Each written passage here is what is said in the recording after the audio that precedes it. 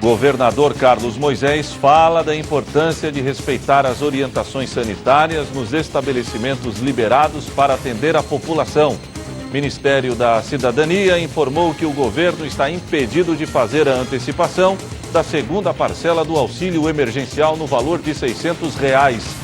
Gerência de Agricultura estuda aperfeiçoamento do sistema delivery da agricultura familiar de Criciúma. Centro de triagem completou um mês de atendimento. Estados Unidos chegou perto da marca de 50 mil mortes por Covid-19. Democratas acusam o presidente Donald Trump de querer adiar as eleições na América. Brasil registrou mais de 400 mortes por coronavírus em 24 horas. Na série de reportagens especiais produzidas pelo Departamento de Comunicação da Unesc, vamos falar sobre a importância de manter as atividades das crianças em época de isolamento social. E ainda, os fatos que ganharam destaque durante a semana. As principais notícias do dia você confere a partir de agora, no ar pela TV Primavera de Criciúma, Informe Região.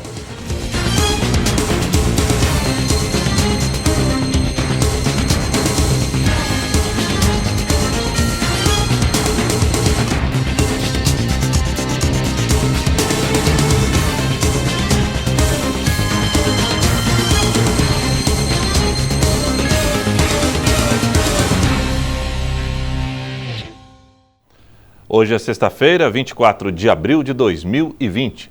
A você que sintoniza a tela da TV Primavera, boa tarde. O governador Carlos Moisés falou sobre a importância de se respeitar as orientações sanitárias nos estabelecimentos liberados para atender a população. Confira na reportagem.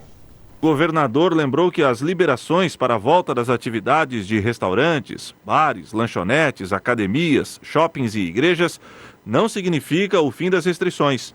O governo do estado fiscalizará os estabelecimentos e as medidas de segurança sanitária deverão ser cumpridas. A gente tem estabelecido normas rigorosas para a operação de determinadas atividades e essas normas rigorosas não significam o retorno à normalidade. As pessoas têm que entender que obedecer a todas essas normas de funcionamento dessas atividades faz parte de um processo para que a gente evite o contato, que a gente diminua o risco.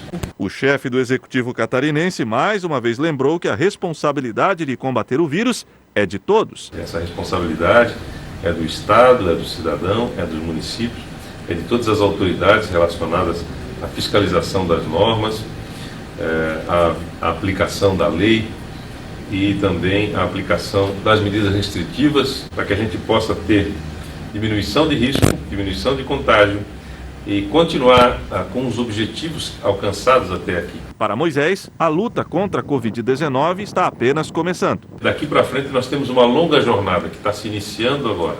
Essa jornada de convivência responsável com a doença, a Covid-19. Então, se sair de casa, se você precisar, não saia de casa, mas se precisar sair de casa, use máscara. Use máscara, só frequente ambientes em que as normas estão sendo obedecidas e obedeça as normas na relação com esses ambientes. A sua responsabilidade é fundamental para salvar vidas. Nós estamos trabalhando aqui 24 horas por dia para salvar vidas, mas sem a ajuda do cidadão, nós não vamos ter o resultado esperado. Segundo o governador, é preciso pensar mais no próximo para que resultados expressivos na luta contra a pandemia sejam alcançados. Cuide da sua imunidade e cuide, faça a lição de casa. Cuide das outras pessoas, exija que as outras pessoas tenham respeito a você, não frequente os ambientes onde as normas não estão sendo cumpridas. O Ministério da Cidadania informou que o governo está impedido de fazer a antecipação da segunda parcela do auxílio emergencial no valor de R$ 600 por motivos legais e orçamentários. O novo calendário de pagamento deverá ser no mês de maio. A boa notícia é que, por unanimidade, o Senado aprovou o texto substitutivo do projeto de lei que amplia o benefício para mais categorias de trabalhadores ainda não contempladas e que também tenham perdido renda em função da pandemia do novo coronavírus. A expectativa era que o pagamento da segunda parcela do auxílio emergencial, no valor de R$ 600, fosse antecipada e paga a partir desta segunda-feira, dia 27, conforme foi anunciado pelo presidente da Caixa Econômica Federal, Pedro Guimarães. Mas o Ministério da Cidadania divulgou na noite desta segunda uma nota técnica informando que não será mais possível seguir este calendário por motivos legais e orçamentários. Segundo a nota, o Ministério da Cidadania precisou pedir ao Ministério da Economia mais recursos para que todas as pessoas que têm direito sejam atendidas com o pagamento do benefício. Muitos brasileiros ainda não receberam nem a primeira parcela do pagamento. Isso porque muitos cadastros ainda estão em análise.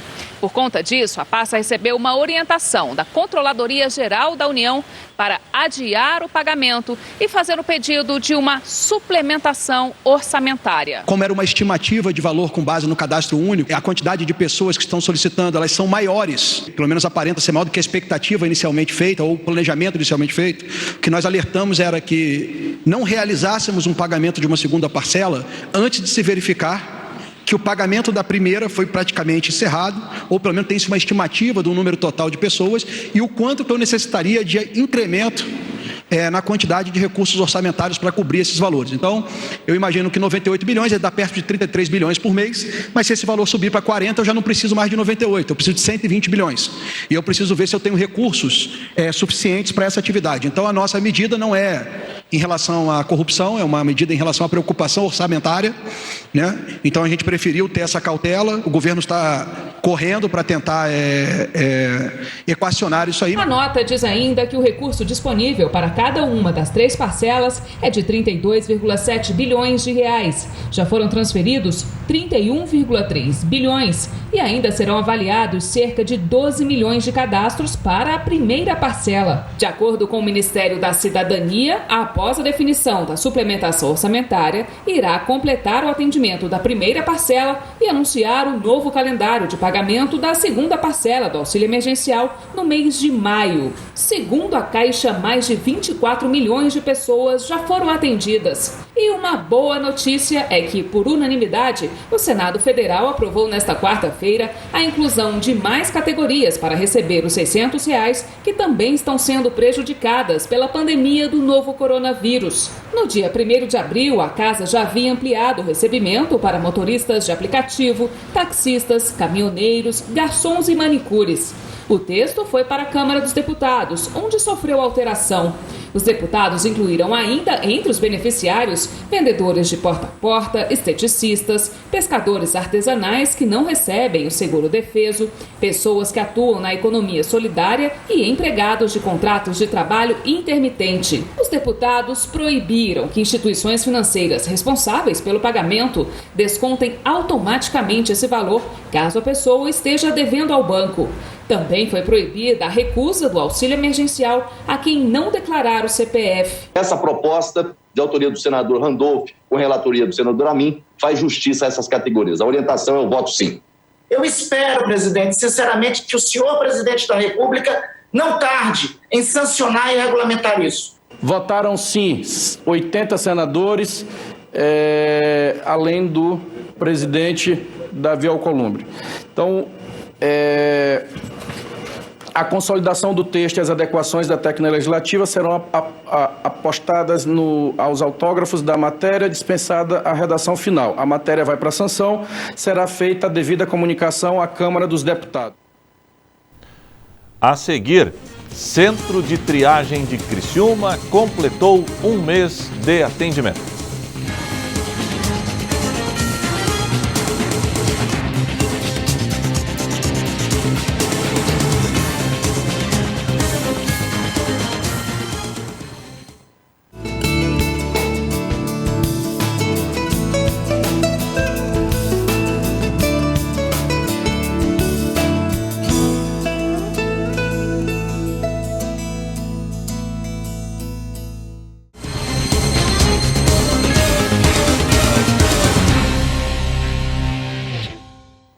O Centro de Triagem de Criciúma completou 1 mês de atendimento. Confira.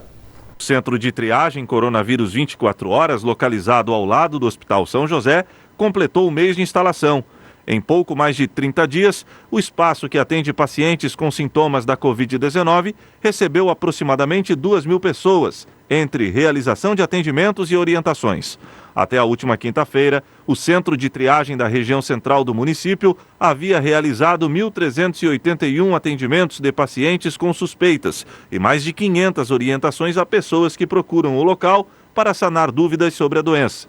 Ao todo, 4 equipes com 12 profissionais de saúde estão atuando no local a cada 12 horas. Durante todos os períodos, há pelo menos um médico e uma ambulância que é utilizada caso necessário. A Gerência de Agricultura da cidade estuda um aperfeiçoamento no sistema de delivery que atende à agricultura familiar. Confira.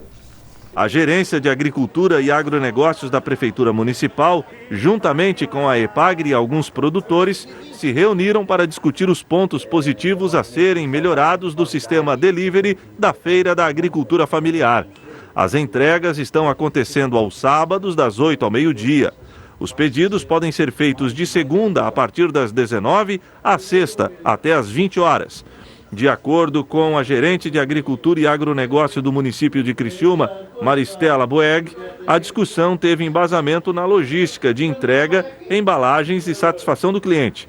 Atualmente, o sistema delivery conta com 8 produtores. As entregas estão sendo feitas em rodízio pelos feirantes e contam com 3 carros, sendo 2 pessoas em cada um deles. Além dos tipos de produtos já inclusos, como bolachas, carnes e embutidos, frutas, pizzas, pães, pamonhas, verduras e legumes, e também estão sendo oferecidas novas categorias, como cucas, pão de batata doce, biomassa orgânica, cebola roxa, filé de tilápia, banana orgânica e banana passa orgânica no chocolate. Os pedidos continuam sendo feitos pelo site kit.site/agricultura familiar-2, com o valor mínimo de R$ 40. A mudança na rotina de muitos brasileiros na quarentena alterou os hábitos, inclusive na hora de comer, e alguns já sentiram a diferença, inclusive na balança. Para evitar o excesso de peso, cuidar da alimentação nesse período é fundamental, não pensando só na estética, mas principalmente na saúde. A quarentena, a nossa rotina mudou bastante. Em isolamento social, nos movimentamos bem menos, dormimos em horários diferentes e mudamos nossos hábitos alimentares, comendo muito mais. E aí não tem jeito. Para muita gente, o reflexo disso tudo vai para um lugar que ninguém gosta, para a balança. É bem complicado. Por quê? Porque em casa, vamos supor, eu tenho filho. Então, eu tenho irmãos mais novos. Ai, que vontade de comer um bolo. Aí você vai e faz um bolo. Aí você pode não comer bolo no seu dia a dia. Mas em casa, quando os filhos pedem, você senta na mesa e come um bolo. Aí cada dia é um bolo diferente. Você acaba bagunçando a sua vida por estar ociosa em casa. É bem complicado. A Leda que o diga. Nessa quarentena, a comilança já trouxe uns quilinhos extras. Eu tô dentro de casa desde o dia 17 de março, então mais de 30 dias já. E tá sendo muito difícil. O escape que eu tenho realmente é a comida. Eu tenho uma balança em casa, eu não tive coragem. Eu subi uma vez só e eu vi que eu tinha engordado 2 quilos. Isso já faz mais de 3 semanas. E tem muita gente que durante essa quarentena não quer nem saber de passar perto da balança. A Nilce é uma dessas pessoas, né, Nilce? Você tem balança em casa, mas ela tá escondidinha. Tenho balança em casa e não quero nem saber de conversa com ela. Não me pesei. Nem vou me pesar. Mas já percebeu pelas roupas que certamente engordou um pouquinho. Não todas as roupas, porque roupa de quarentena não vale, né? Roupa de quarentena, você pode engordar 50 quilos que ela te acomoda perfeitamente. Mas eu imagino que sim, que algumas roupas devem estar um pouquinho mais apertadas. A Nilce conta que a alimentação mudou radicalmente durante esse período. Se tem uma coisa que ela não está fazendo é dieta. E parece que eu começo a comer de manhã, tomo meu de jejum direitinho, mas aí dá uma beliscadinha lá num amendoinzinho. De manhã ainda dá para dar uma enganada boa, porque tem bastante coisa para fazer que eu não fazia antes. Mas depois acaba, eu vou para frente da televisão ou fico no computador e alguma coisa tem que ficar aqui do meu lado, entendeu? E eu fico comendo. Mas fique tranquilo, tá tudo certo ganhar uns quilinhos a mais nessa fase. É normal ganhar poucos quilos, não muitos quilos. Você ganhar mais de, vamos supor, você ganhar 2 quilos, 3 quilos, ainda é aceitável, porque você está em casa, você está parada, você está fora da sua rotina. Agora, se você engorda mais de 5 quilos, 6 quilos, 10 quilos, aí já se torna muito perigoso até para a sua saúde. Enquanto muita gente deu aquela engordadinha, a Júlia emagreceu 2,5 quilos. Conta pra gente o que você fez. A minha filha voltou de Nova York e como que impôs o regime dela, e ela é muito de sementes, muito natureba, e aí nós começamos a fazer, foi fantástico. Eu me sinto muito melhor comendo do jeito como eu tenho comido. Mas o seu metabolismo não é como o da Júlia. Calma, não há nada que não dê para recuperar depois.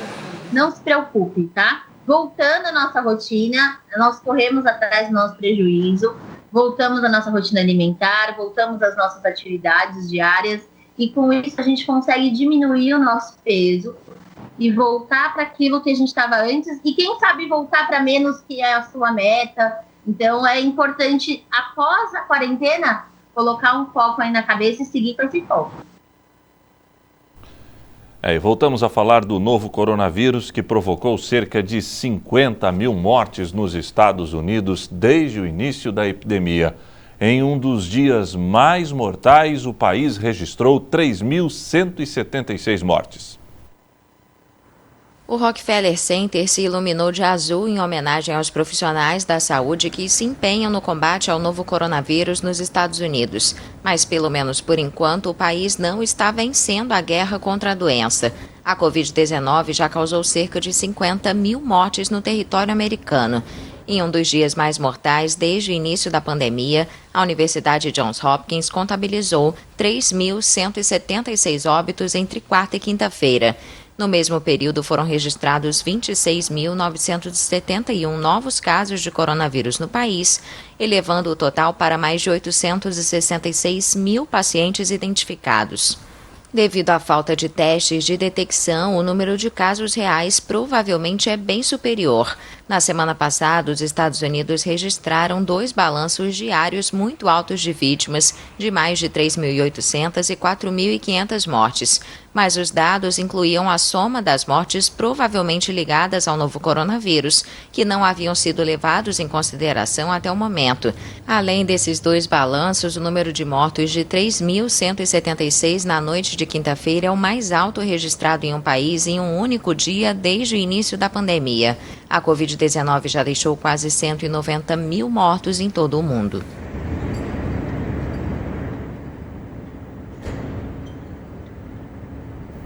O ex-vice-presidente Joe Biden disse que Donald Trump vai tentar adiar as eleições de novembro durante uma arrecadação de fundos para a campanha. Biden declarou que o adversário vai, de uma maneira ou de outra, tentar adiar as eleições e encontrar razões para que as mesmas não aconteçam.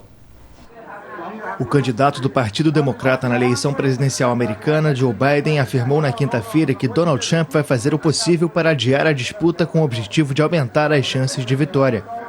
Durante uma arrecadação de fundos para a campanha, Biden declarou que o adversário vai, de uma maneira ou de outra, tentar adiar as eleições e encontrar razões para que não aconteçam. Mais de 50 mil pessoas morreram nos Estados Unidos de Covid-19, que levou mais de 26 milhões ao desemprego, o que complica a reeleição do republicano, que contava até agora com os bons resultados econômicos e uma base eleitoral incondicional. Como exemplo, Biden citou a ameaça de Trump de vetar um financiamento de emergência para os serviços dos Correios.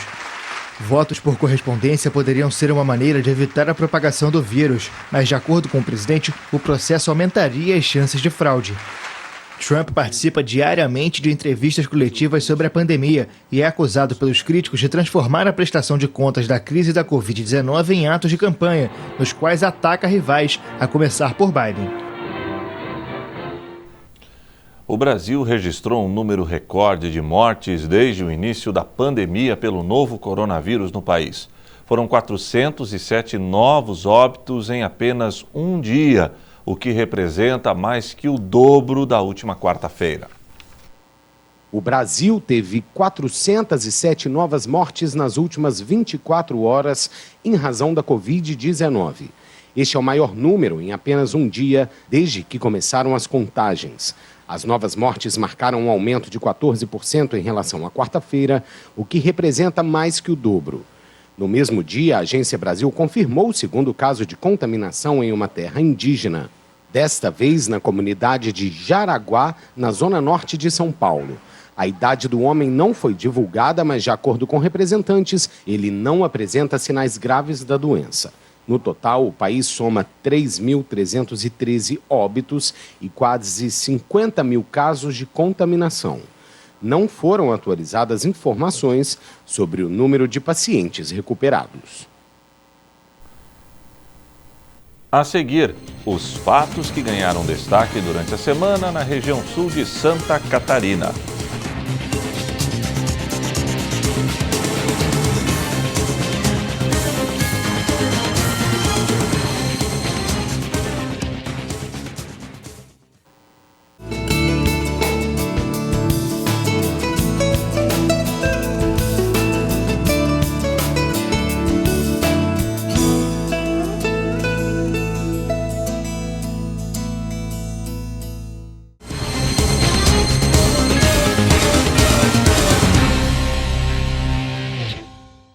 E na série de reportagens especiais produzidas pelo Departamento de Comunicação da Unesc, vamos falar sobre a importância de manter as atividades das crianças em dia durante o período de isolamento social.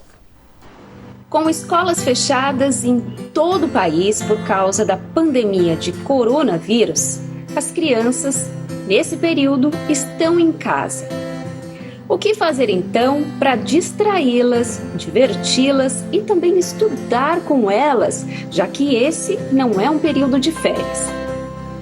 A professora Gislene Camargo, do curso de Pedagogia da Unesc, vai dar algumas dicas, algumas sugestões de como vocês, pais, podem estar passando um tempo com os seus filhos e também trabalhar, já que todo mundo está em casa, durante este período. Confere aí. O que eu sempre fiz também enquanto mãe, quando eu participo de reunião de pais, já trabalhei em escola de educação infantil, como professora, como coordenadora. Então, os pais sempre perguntam, o que fazer com as crianças nas férias, né? Agora, a gente sabe que não é uma situação de férias, mas estão todos em casa. Vou falar aqui um pouco de algumas coisas que eu tenho em casa ainda. Quem sabe não é hora agora de tirar aquelas bonecas que a gente tem guardada. Eu ainda tenho minhas bonecas guardadas. E contar histórias sobre elas e brincar mesmo, sentar no tapete. Vocês têm brinquedos em casa ainda? Brinquedos de vocês que contam histórias? É importante que as crianças ouçam essas histórias, que os pais também foram crianças. Uma maneira de compartilhar essa situação, esses momentos bons, pode ser também ouvir músicas. Eu ainda tenho a Turma do Balão Mágico, tenho alguns... olha só, esse aqui é em alemão. Bom, a gente pode ouvir a música, a gente pode viajar na música, conversar sobre a música. O que diz isso? O que não entendeu? Vamos desenhar? Vamos aproveitar para desenhar uma palavra da música, o pinguim.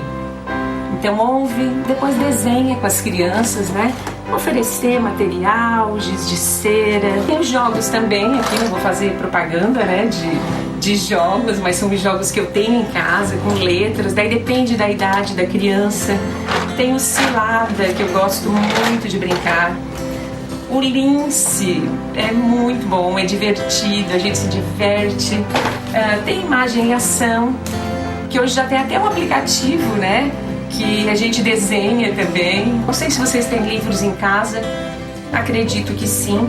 Se não tiver, vocês podem inventar histórias, podem buscar na internet, tem muita história boa para contar, né, para conversar. Então aqui eu tenho algumas sugestões, né, de Silvia Ortoff, que eu gosto muito. Tem aqui também histórias, né, que não são as tradicionais, não são aquelas clássicas. Então tem outras histórias aqui bacanas. Ruth Rocha, muito bom contar a história da Ruth Rocha, né? Tenho vários, aliás. A Primavera da Lagarta. Depois, se vocês quiserem, vou contar uma história também. Fica para vocês aí, né, essas dicas. Desenho, história, brinquedos, jogos. Mas o mais importante, né, acolham, fiquem juntos.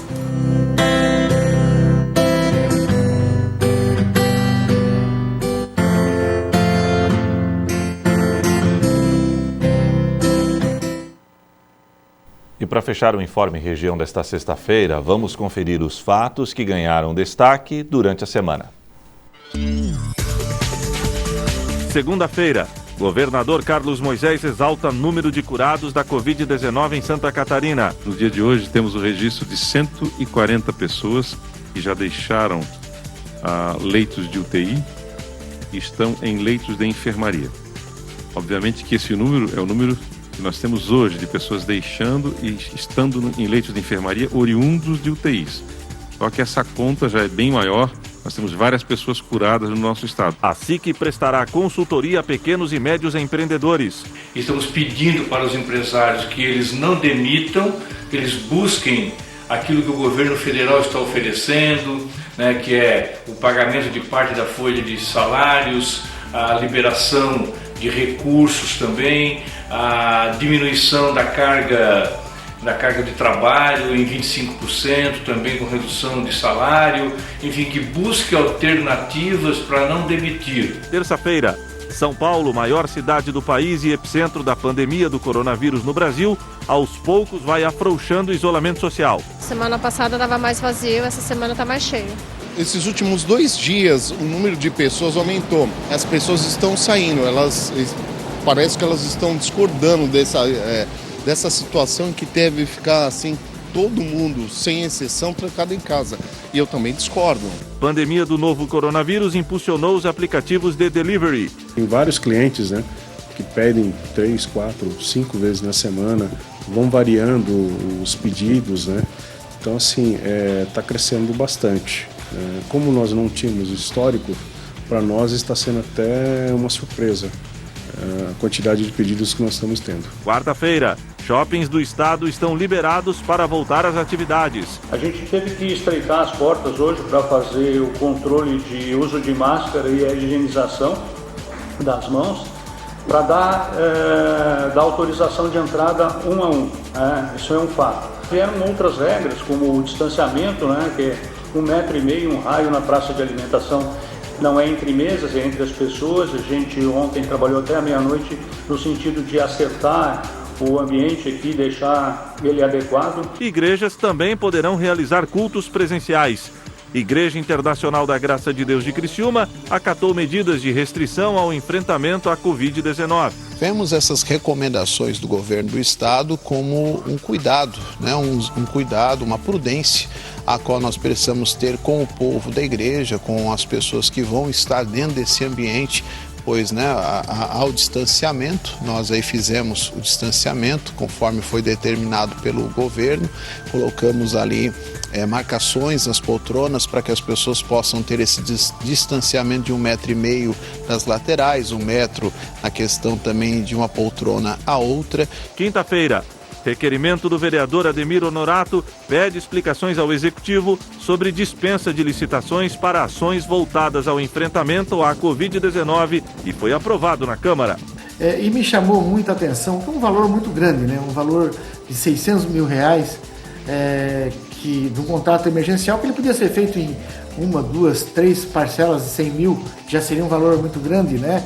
E então, assim, me causou estranheza, né? Esse valor muito alto. Governo de Santa Catarina confirma que gerenciamento da pandemia é analisado dia a dia. A crise ela é gerenciada diariamente. Cada mudança de cenário requer uma mudança de atitude. Então, nesse sentido é que o governo toma decisões, e muitas vezes essas decisões, elas são tomadas, de fato, a partir de uma análise de uma situação, de um quadro real hoje, eu tomo uma decisão amanhã, e assim por diante. E o Informe Região desta sexta-feira fica por aqui.